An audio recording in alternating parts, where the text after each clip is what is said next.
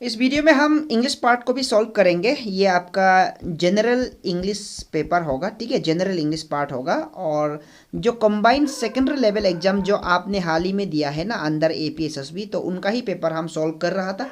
Already हमने जो GK part और जीके पार्ट और रीजनिंग पार्ट ऑलरेडी हमने सॉल्व कर चुका है, तो सभी ने देखा है शायद। और जो नहीं देखा है तो देख लीजिएगा। और उन्हीं का जो इंग्लिश का पार्ट है, जनरल इंग्लिश का पार्ट है, वो सॉल्व करेंगे। और मैथ्स है, मैथ्स भी हम करेंगे। तो पहले हम ये को देखते हैं, अभी इंग्लिश को देखते हैं, ठीक है। तो ये रहा आपका क्वेश्चंस पेपर इंग्लिश का part, section D, that is the section D. और दोस्तों हम जल्दी जल्दी कोशिश करेंगे क्योंकि मेरा यहाँ पे इंटरनेट का बहुत इशू चल रहा है, इंटरनेट का इशू चल रहा है। तो 15 मिनट से ज़्यादा अगर वीडियो बनने से क्या होता है, मेरा अपलोडिंग का बहुत प्रॉब्लम होता है। तो इसलिए एक्सप्लेनेशन वीडियो ज़्यादा नहीं बना पा रहे, तो क्विक क्विक से कर लेते हैं। शॉर्ट एक्सप्लेनेशन दूंगा। तो test of English language and comprehension 25 question है। और क्वेश्चन यहाँ पर दिया गया है, choose the correct meaning. Correct meaning देखना है हमको। To be all eyes, to be all eyes का करेक्ट मीनिंग क्या होगा? इसका आंसर होगा B is the right answer. To be all eyes का मतलब होता है जो केयरफुली वॉच करना और इंटरेस्टिंग से देखना, मतलब वॉचिंग क्लोजली एंड अटेंटिवली, ये होगा, ठीक है। To be cautious and to be amaze नहीं होगा, टू बी नहीं। इसका आंसर होगा B is the right answer. A great hand at, the great hand had का मतलब क्या है? It refers to something like expertise हो गया, जैसे कि मतलब एक्सपर्टाइज मतलब जैसे कि मतलब एक्सपर्ट होना, ठीक है। तो इसका मतलब आंसर क्या है? To be an expert. और 78 79 में यहाँ पर दिया है what you have been doing in the workshop since last month. तो जो अंडरलाइन दिया है इनको हमको बदलना है। तो इसका आंसर क्या होगा? What have you been doing, इसका आंसर होगा C is the right answer. And question number 79 में a pair of shoes have been purchase by me, have been purchase by me, तो इसका आंसर होगा हैज बीन। हैव बीन का जगह में होगा यहाँ पे हैज बीन, ठीक है। ए पेयर ऑफ शूज बोला है तो इसलिए हैज बीन होगा, ठीक है। अब यहाँ पर क्या करना है आपको, ये फाइंड आउट करना है। पी क्यू एस यहाँ पर दिया गया है। ओनली, ओनली देखना है। इसके बाद ओनली स्टार्टिंग होगा ओनली, इसका बाद ओनली से कौन सा वाला होगा? तो यहाँ पर देखने से तो आपको स्टार्टिंग में ओनली टू मेक हिमसेल्फ भी हो सकता है या ओनली बाय शाउटिंग, लेकिन इसका करेक्ट सेंटेंस मुझे ऐसा लगता है ग्रामेटिकली इसका आंसर जो ये होना चाहिए Q Q R P S, मतलब क्यू ये वन, ये हो गया वन हो गया, इसका बाद आर हो गया, ये नंबर 2 हो गया, और पी जो इसका नंबर 3 होगा, फोर नंबर पे नंबर 4, ये नंबर 4 होगा, ये एस जो, ठीक है। तो इसका मतलब है only by shouting at the top of his voice he was able to make himself heard, इसका आंसर होना चाहिए डी, ठीक है। कोई कोई लोग इसका आंसर ये बी वाला को भी बोल रहा है, लेकिन मुझे ऐसा लगता है ग्रामेटिकली, अगर हम ग्रामेटिकली देखने से आपका डी होना चाहिए, मुझे ऐसा लगता है, ठीक है। आप भी करेक्शन करके देख लीजिएगा। और भी देखता है आगे। when ही होगा फिर से, इसका बाद फिर आपको पी क्यू आर एस से ही आंसर निकालना है कौन सबसे मतलब यहाँ पर करेक्ट सेंटेंस है। तो इसका करेक्ट सेंटेंस होना चाहिए, हमको लगता है answer C is the right answer. when he are होगा, when he heard the hue and cry at midnight he was nervous and P आता है, he was nervous and did not know what to do, इसका answer होगा C is the right answer. Now question number 82 में दिया है ये आपको यही है कि मतलब honesty is one of the, ठीक है, honesty is the one of the, ठीक है, ए इज राइट।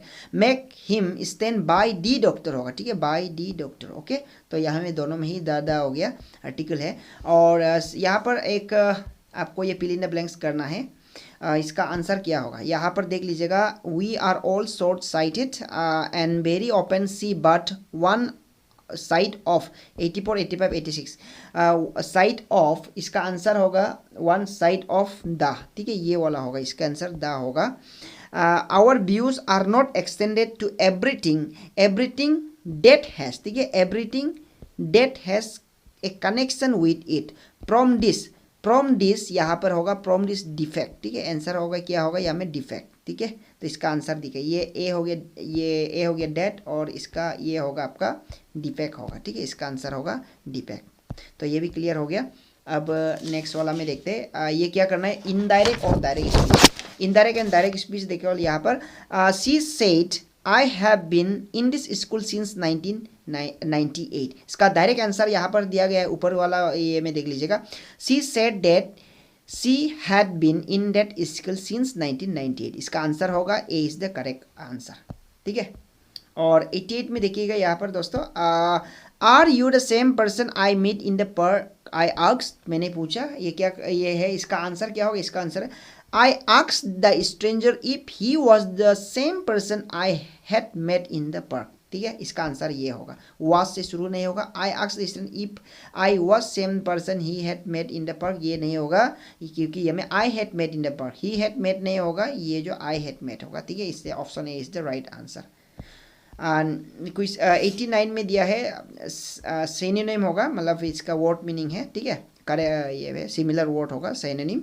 तो कैंडिड का आपका सिनोनिम होता है फ्रैंक होगा। और यहाँ पर एंटोनिम एक दिया है, एंटोनिम आपका कोशियस, कोशियस का एंटोनिम होगा रेकलेस, रेकलेस होता है जैसे कि होगा आपका केयरलेस हो गया, ठीक है।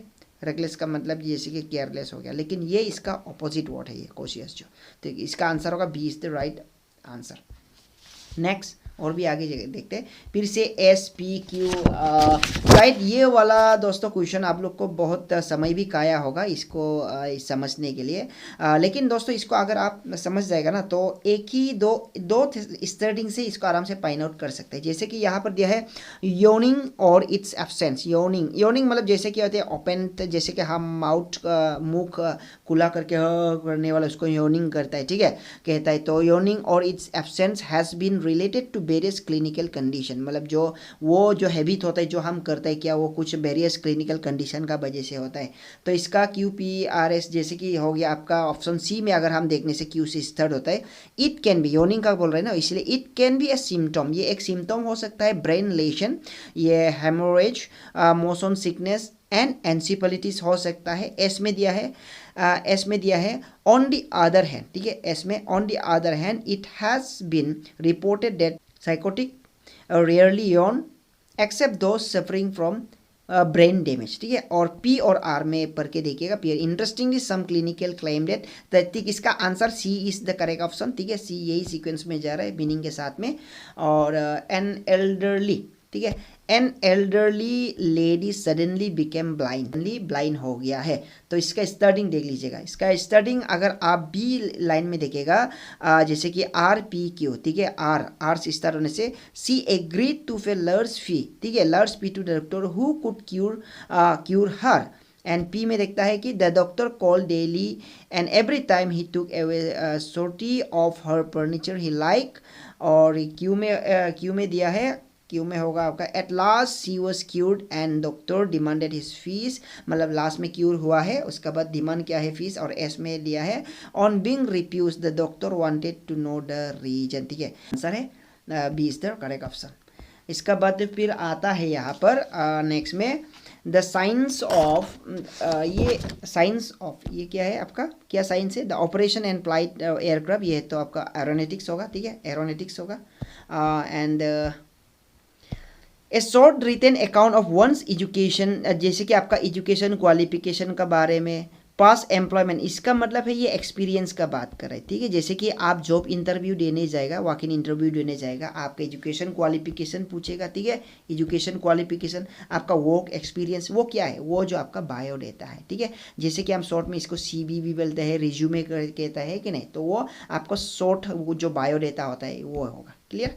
And small booklet giving instruction और डिटेल, ठीक है, जो स्मॉल बुकलेट और ये है जो इंस्ट्रक्शन दिया जाता है उसको हम ब्रोचर कहते हैं, ठीक है, इसको ब्रोचर कहते हैं, brochure, brochure is B is the right answer.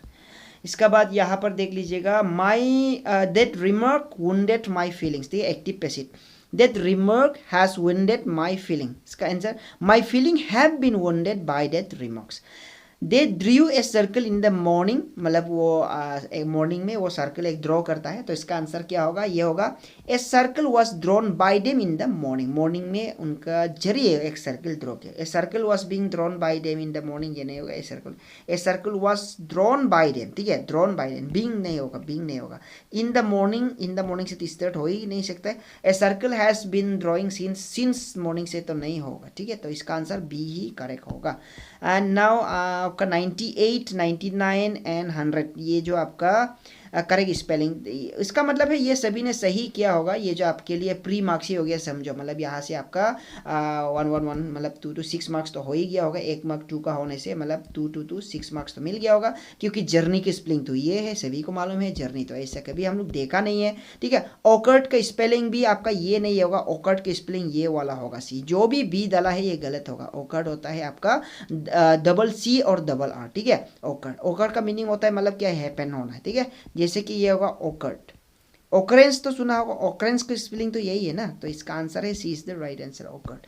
And the recipient का स्पेलिंग होता है ये वाला। रिसिपिएंट मतलब जो होगा आपका रिसीवर हो गया, ठीक है। जैसे कि हो गया आपका रिसीवर, जो रिसीव करता है, रिसिपिएंट, ठीक है। जैसे कि किसने अवार्ड रिसीव किया है, रिसिपिएंट हो गया। नोबेल प्राइज विनर हो गया, ठीक है। भारत रत्न रिसिपिएंट हो गया, तो ये इसका करेक्ट ऑप्शन है। तो दोस्तों यहाँ पर हमने इंग्लिश को भी सॉल्व किया है, ठीक है। आपने भी ऑलरेडी देख भी चुका होगा, लेकिन भी मैं अपना तरफ से आपको कोशिश किया है देने के लिए। वीडियो हम जल्दी से करने के लिए कोशिश किया था, ताकि ज़्यादा लेंथ ना हो, आप लोग में प्रॉब्लम ना हो।